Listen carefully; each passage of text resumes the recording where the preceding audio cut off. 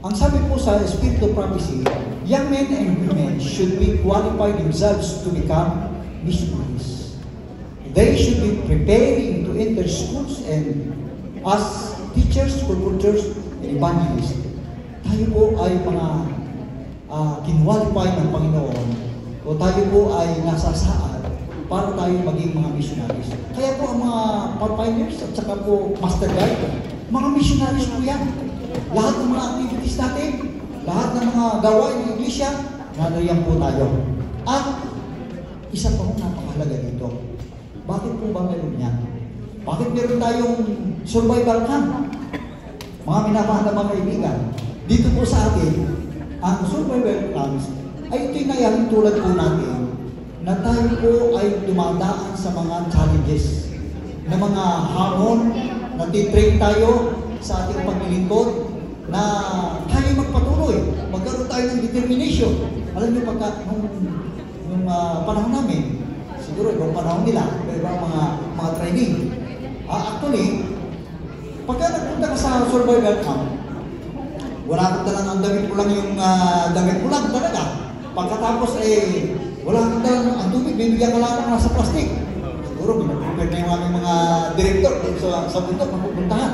Pagkatapos, ang bigas mo, ang iyong pagkain, kukuha mo lang yun. Pagka nakumpis mo yung ibigyan ka ng sa mga metaphor, itutulong sila. Hanapin mo pagkatapos mo na nakita mo at nakakumpis ka, masaya kang hanapin mo dahil excited ka na umabot mo rin yung goal mo. Pagdating mo doon, wala kang puspuro. Wala, may puspuro na yata ngayon Ayun, makatakot ng tapos puputol ko ng kawayan, lalagyan mo ng tubig, lalagyan ng baso, maghaharap ka ng bukal. Talagang excited ka na magawa ito, na iniisip mo na meron kang matututunan. At maabot mo yung iyong mitinin, yung iyong goal.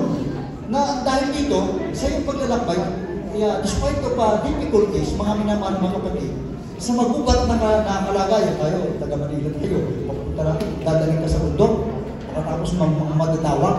Tutulog ka, wala kang dalang kumot, wala kang dalang jacket, pagkatapos ang gagawin mong latag, yung dahon ng nasagin na tuyo. Kasi pagpalamigan nila wala yung dapat ang ginawa. Lalo pa sa bundok, ang lamig. So mga challenges, pero dahil doon, nagkukumit tayo, nakapag tayo nakalampas dito, gumagawa tayo ng training, na marami tayong matututunan na magagamit natin ito sa pagtatapos ng gawain. Amen? Maraming challenge dito, especially in Manila, urban ministry. Paano natin gagawin ito? Master guide ako. Kaya kong gawin ito. Kaya kong magsakripisyo para sa mga kaluluwa, iyahin sa paan ng Panginoon. Dahil may training naman. Amen? Natutulak.